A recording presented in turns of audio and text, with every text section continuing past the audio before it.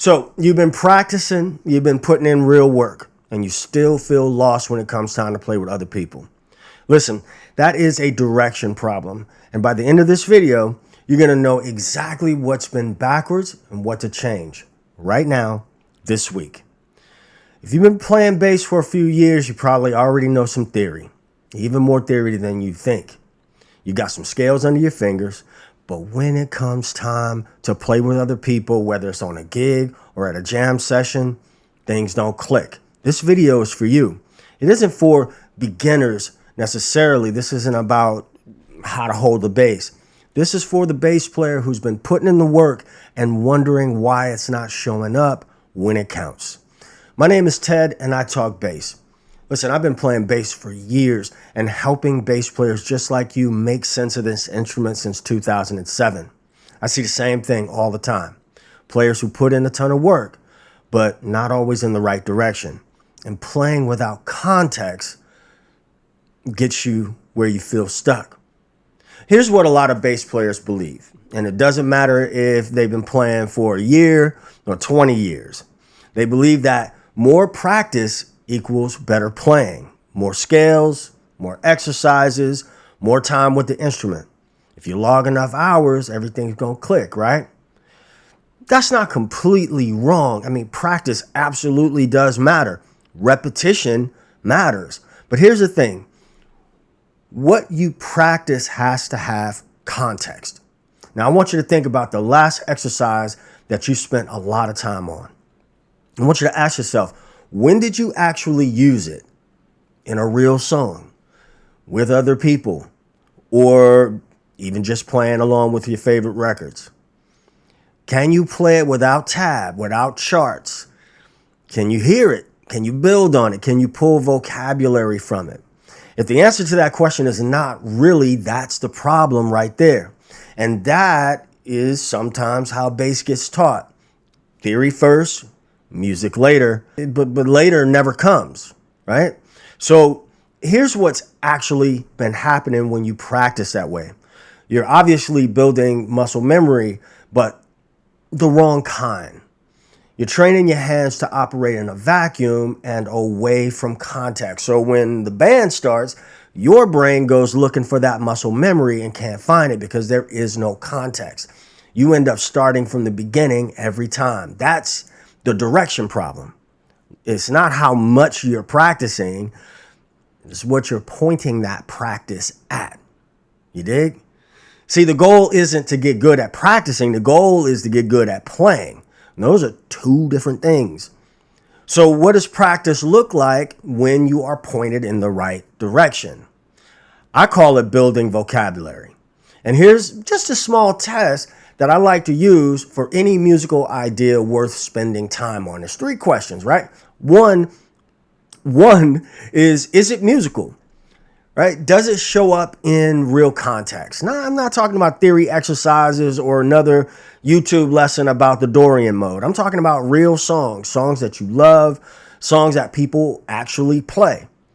Now, if you can't point to at least a couple of songs where that pattern may exist, it might not be worth your practice time, at least not in that moment.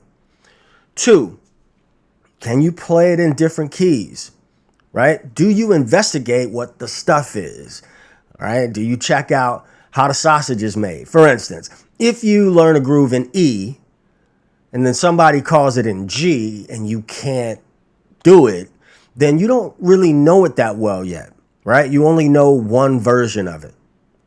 Three, can you play it at different tempos? Now, this one can be a real test. Like if a groove feels right at the original tempo and only at the original tempo, you might have only borrowed that groove. You don't really own it yet, right? So play it slow, play it fast, play it at half the speed you think it needs to go. Bump up the tempo, right? You want to own it. You want to know the astronomy behind the stardust, if that makes sense, right? That's the direction shift that I was talking about at the top. Not more, just focused. I believe that that pointing what you're practicing at real music, or at least making everything you practice musical, is a great first step. We do not learn to speak by studying grammar. We learn to speak by studying people who speak. And if an idea fails at any one of those three questions, it might just be something that you don't need to focus on right now, right? Vocabulary shows up on the bandstand, when the band leader counts something off, when you are playing with people you've never met before, right? And when there's no time to think.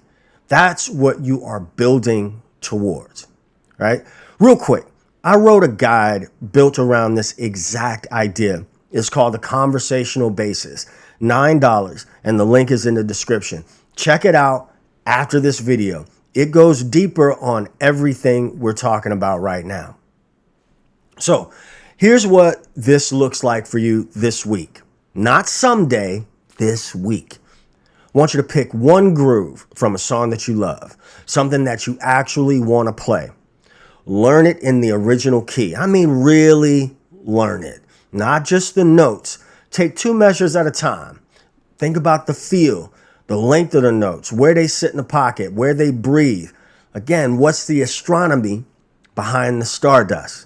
If you have a question about what that means, leave them in the comments. Then I want you to move it to 2 other keys. And then I want you to change the tempo.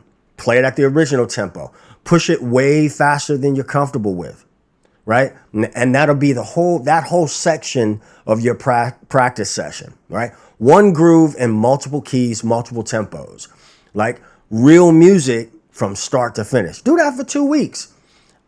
I promise you that you're going to feel a difference, not because you practiced more, but because you practiced with music as the primary context, right? That's it. That's the whole shift. Listen, you don't need more practice time. And if you're anything like me, you don't have more practice time, right? You need to practice something that works toward a specific goal. The players who seem like naturals, who just lock in without thinking about it, they're not more talented than you or I. They built vocabulary from real music and they repeated it until it was automatic. Now that's available to you starting this week. And I really do believe that. If this landed for you, hit that like button. It helps bass players just like you find this content. If you want the full framework behind everything that I just said, I put it in a guide called the Conversational Bassist. It's $9. Everything in this video and then some. The link is right below in the description. Check it out. Let's make bass make sense.